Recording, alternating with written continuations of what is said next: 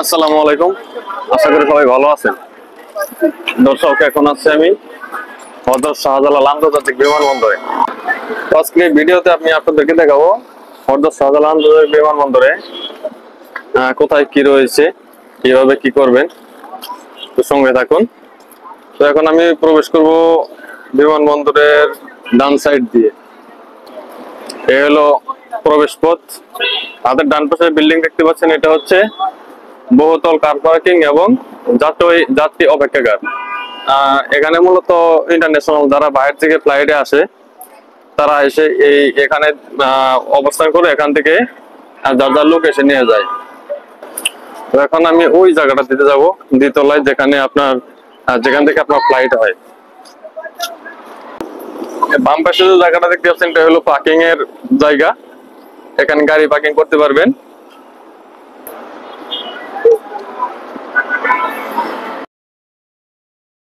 এটা হচ্ছে বিমানবন্দর প্ল্যাটফর্মের উপরের তলা।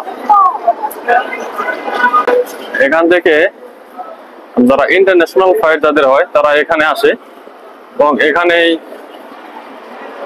এটার ভিতরেই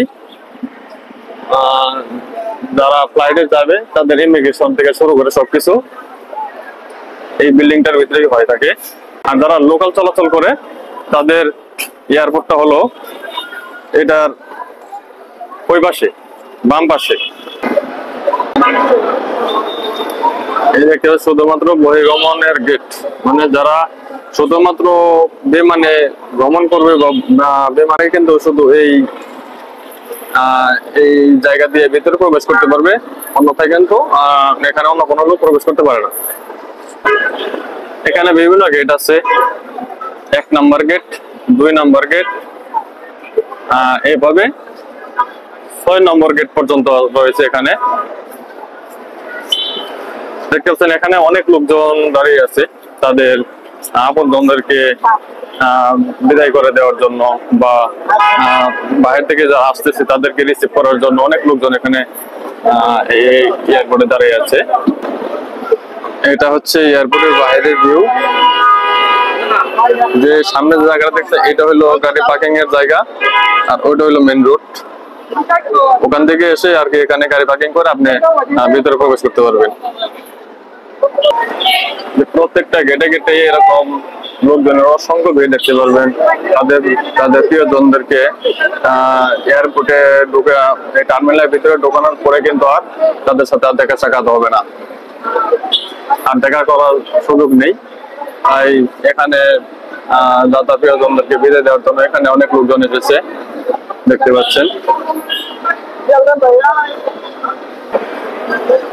এটা শুধুমাত্র ইন্টারন্যাশনাল এয়ারপোর্ট, মানে এখানে যারা বাইরের দেশে যাবে বা বাইরের দেশ থেকে বাংলাদেশে আসে শুধুমাত্র তারাই কিন্তু এই এয়ারপোর্টে আসা যাওয়া করে। আর যারা লোকাল চলাচল করে, লোকাল বিমানে চলাচল করে, তাদের এয়ারপোর্টটা হলো হাতের বাম পাশে। এখানে 2টি টার্মিনাল, একটু টার্মিনাল 1 আর হাতের ডান দিকে ওইদিকে হলো টার্মিনাল 2। এই দুটোর কার্যক্রম এখানে হয়ে থাকে। এখানে অনেক লোকজন দাঁড়িয়ে আছে তাদের প্রিয়জনকে বিদায় দেওয়ার জন্য বা সবাই রিসিভ করার জন্য। এটা হলো টার্মিনালের ভিতরের। এখানে ভিতরে ঢোকার পরে কিন্তু আর তাদের প্রিয়জনদের সাথে দেখা করার কোনো সুযোগ নেই। এখান থেকে ঢুকানোর পরেই কিছু দরকার আগে দরকার কমপ্লিট করে একবারে বিমানে উঠে যায়। এখানে ঢোকার পরে আর মানে দেখা করার কোনো সুযোগ নেই। দেখুন প্রচুর লোকজন, এখানে অনেক লোকজন দেখতে পাচ্ছে। এখানে হলো ডোমেস্টিক এয়ারপোর্ট, মানে এই বাংলাদেশের ভিতরে যারা ওই কক্সবাজার বা বরিশাল, মানে বাংলাদেশের ভিতরে যারা আসা যাওয়া করে তারা এই ডোমেস্টিক এয়ারপোর্টটা কিন্তু ব্যবহার করে এখানে। আর এই এয়ারপোর্টের এই উপরের এটা কিন্তু যারা যাবে তারা কিন্তু উপর দিয়ে প্রবেশ করবে ভিতরে, আর যারা বাইরে থেকে আসবে তারা কিন্তু নিচ দিয়ে প্রবেশ করবে। আমরা এখন নিচ দিকে যাবো, নিচের দিকে যাবো আর কি, দেখি ওখানকার কি পরিস্থিতি আপনাদেরকে দেখাবো। তো এখন আমি এখান থেকে নেমে যাচ্ছি। আসার সময় আসছিলাম এয়ারপোর্টের ডান পাশ দিয়ে উপরে উঠছিলাম, এখন বাম পাশ দিয়ে নিচের দিকে নামছি। এটা হলো ইন্টারন্যাশনাল এয়ারপোর্টের নিচতলা। এখানে যারা যারা বাইরে থেকে আসে, বাংলাদেশে আসে, তারা এই নিজ বিমান থেকে এসে এই নিজ দিয়ে এক্সিট হয়ে আসে। ওই যে ঘরটা দেখতে পাচ্ছেন ওই দিকে আসে, ওটা হলো টার্মিনাল 2, আর এই পাশেটা হলো টার্মিনাল 1। মানে এই দুইটা টার্মিনালেই যাতায়াত করে, মানে যারা বাইরে যাবে তারা উপর দিয়ে যাবে, আর যারা চলে দেশে আসবে তারা এই নিচ দিয়ে বেরিয়ে আসবে। এই হলো সিস্টেম। এটা হলো টার্মিনাল 2 নিচের তলা। মূলত এখান থেকেই মানে যারা বাইরে থেকে আসে তারা এখান থেকে বের হয়, আর যারা বাইরে যায় তারা উপরে দেখেছিলাম উপর থেকে ভেতরে ঢুকে, আর যারা বাইরে থেকে বাংলাদেশে আসে তারা এদিক দিয়ে এক্সিট হয়ে বেরিয়ে আসে, এখান থেকে বেরিয়ে আসে। এখানে দেখে আসে অনেক লোকজন, এখানে যে যার আপনজনকে নেওয়ার জন্য এখানে অনেক লোকজন বের করছে দেখতে পাচ্ছেন।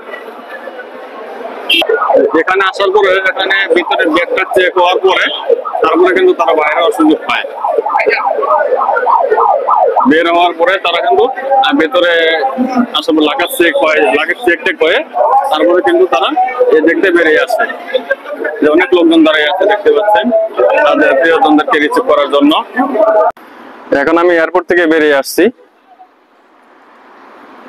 আর এই এয়ারপোর্টের ডান দিকে হলো মসজিদ।